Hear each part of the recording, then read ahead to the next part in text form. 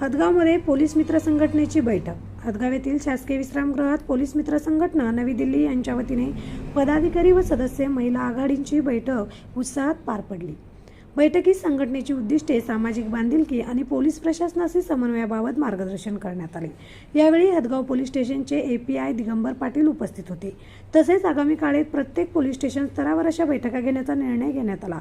बैठकीला संघटनेचे राष्ट्रीय जनसंपर्क प्रमुख GM भगत, महाराष्ट्र राज्याध्यक्ष सुनील भाऊ पाटील यांच्यासह पदाधिकारी व सदस्य उपस्थित होते। TV24 मराठीसाठी भगवान कदम, नांदेड, हदगाव।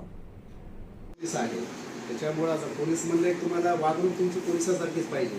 तुमचं राहणीमान, तुमचं काही जे युनिफॉर्म असेल, युनिफॉर्म आपली वर्तणूक वगैरे, आणि लोकांना बोलताना सुद्धा आपण चांगल्या पद्धतीने बोललं पाहिजे। पोलीस आता तुमच्या संघटनेत पोलीस आहे, तुम्ही पोलीस मित्र आहात, म्हणजे पोलीस असल्याचा तुम्ही फायदा घेतला पाहिजे।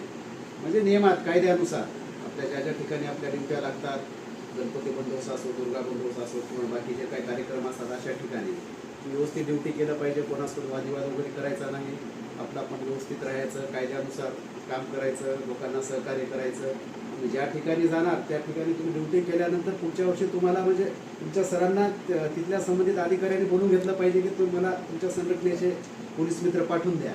असे तुमचे प्रत्येक ठिकाणी वागणूक राहिली पाहिजे। चुकीचे कामं करू नका। तुमचं सगळ्याचं 12वी पर्यंत शिक्षण झालेलं असेल, फक्त आता या संघटनेत असलं तरी तुम्ही पोलीस भरतीची प्रॅक्टिस करा, किंवा इतर जे काही स्पर्धा परीक्षा असतात त्यांची प्रॅक्टिस करा।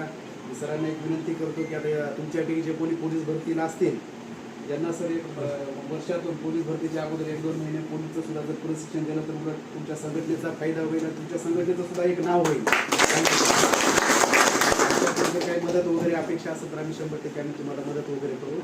मी काही जास्त बोलणार नाही। आता अचानक जर मला माहिती असेल तर थोडीफार मी तयारी करून आलो असतो, तुम्हाला बोललो असतो। या ठिकाणी मला बोलून माझा जो मान सन्मान करण्यात आला त्याबद्दल मी सर्वांचे आभार व्यक्त करतो।